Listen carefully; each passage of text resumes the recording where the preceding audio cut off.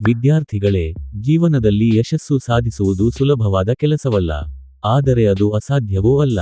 ಯಾರು ತಮ್ಮ ಕನಸುಗಳನ್ನು ನಿಜ ಮಾಡುತ್ತಾರೆ ಎಂದರೆ, ಪ್ರತಿದಿನ ಸ್ವಲ್ಪ ಸ್ವಲ್ಪ ಪ್ರಯತ್ನ ಮಾಡುವವರು. ಬಹಳ ಮಂದಿ ವಿದ್ಯಾರ್ಥಿಗಳು ಓದುವುದನ್ನು ಕೊನೆಯ ಕ್ಷಣದಲ್ಲಿ ಆರಂಭಿಸುತ್ತಾರೆ. ಪರೀಕ್ಷೆ ಸಮೀಪಿಸಿದಾಗ ಮಾತ್ರ ಓದಬೇಕು ಎಂದುಕೊಳ್ಳುತ್ತಾರೆ. ಆದರೆ ನಿಜವಾದ ಸಾಧನೆ ಮಾಡುವವರು ಪ್ರತಿದಿನ ಸ್ವಲ್ಪ ಸ್ವಲ್ಪ ಕಲಿಯುತ್ತಾರೆ, ಪ್ರತಿಯೊಂದು ಪಾಠವನ್ನು ಅರ್ಥ ಮಾಡಿಕೊಂಡು ಮುಂದೆ ಸಾಗುತ್ತಾರೆ.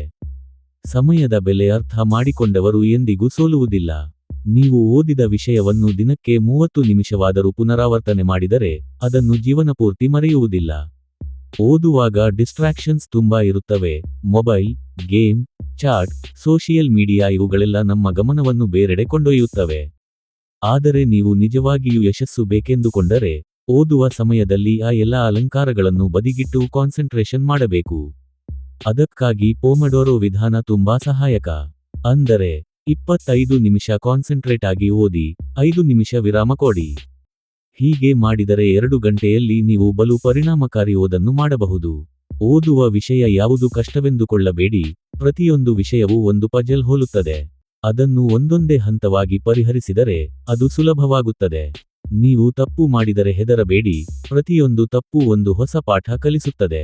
ಪರೀಕ್ಷೆ ಬಂದಾಗ ಲಾಸ್ಟ್ ಮಿನಿಟ್ ಓದಲು ಹೋಗಬೇಡಿ, ಏಕೆಂದರೆ ಮೆದುಳು ಓವರ್ಲೋಡ್ ಆಗುತ್ತದೆ.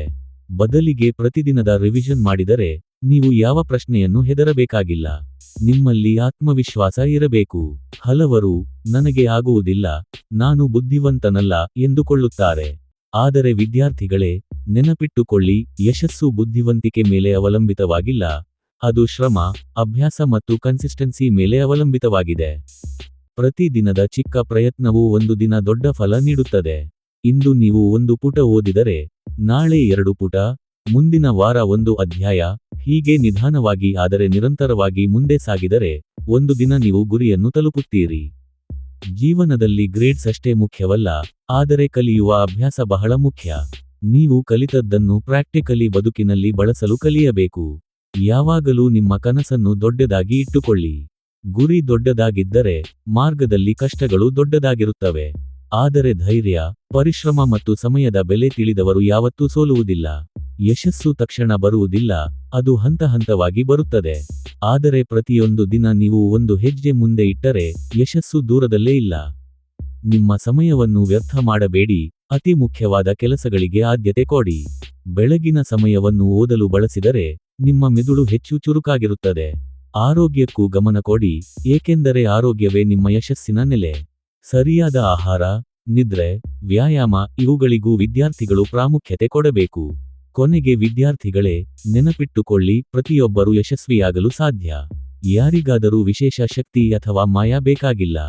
ಬೇಕಾಗಿರುವುದು ಕೇವಲ ಪರಿಶ್ರಮ, ಶಿಸ್ತಿನ ಅಭ್ಯಾಸ ಮತ್ತು ನಂಬಿಕೆ.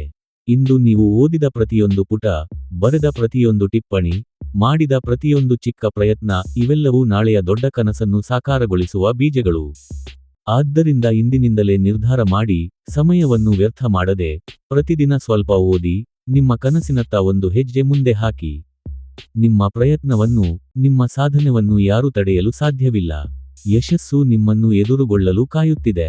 ಧೈರ್ಯದಿಂದ, ಶ್ರದ್ಧೆಯಿಂದ, ಪರಿಶ್ರಮದಿಂದ ಮುಂದೆ ನಡೆಯಿರಿ.